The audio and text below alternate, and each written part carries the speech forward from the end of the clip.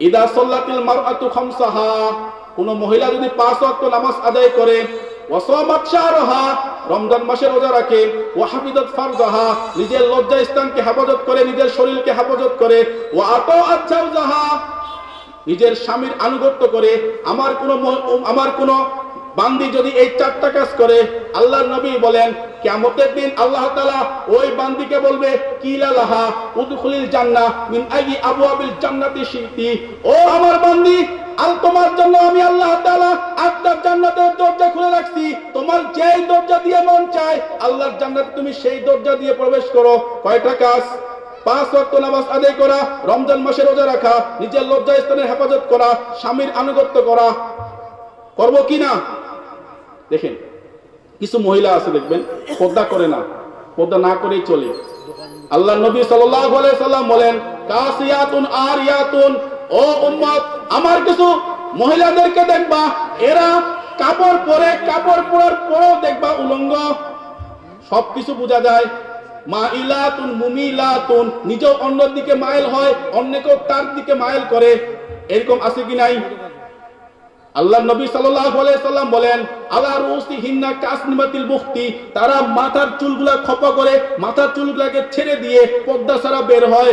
আল্লাহ নবী বলেন কোন মহিলা যদি এই কাজগুলা করে, নিজের চুল ছেড়ে দিয়ে বেরায়, সাজে গুজে বেরায়, নিজেকে অপরের দিকে আকৃষ্ট করে, অপরকে নিজের দিকে আকৃষ্ট করে, আল্লাহর নবী বলেন লা ইয়াদখুলনাল জান্নাহ, ওই মহিলা জান্নাতে প্রবেশ করবে না। ওয়ালা ইয়াজিদনা রাহিয়াতাল জান্নাহ, ওই মহিলা জান্নাতের ঘ্রাণও পাবে না।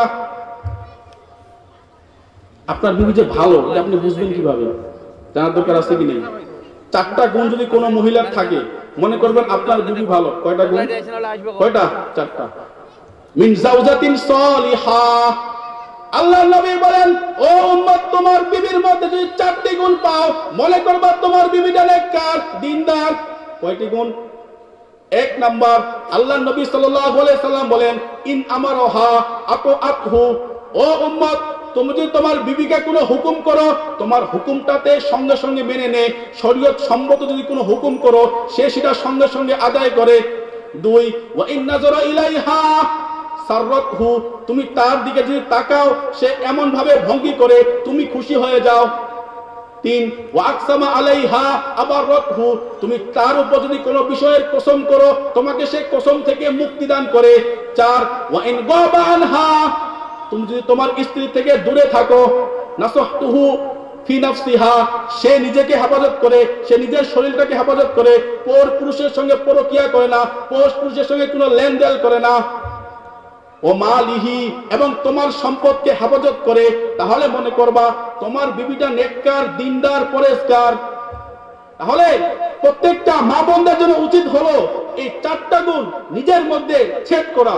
করব তো ইনশাআল্লাহ।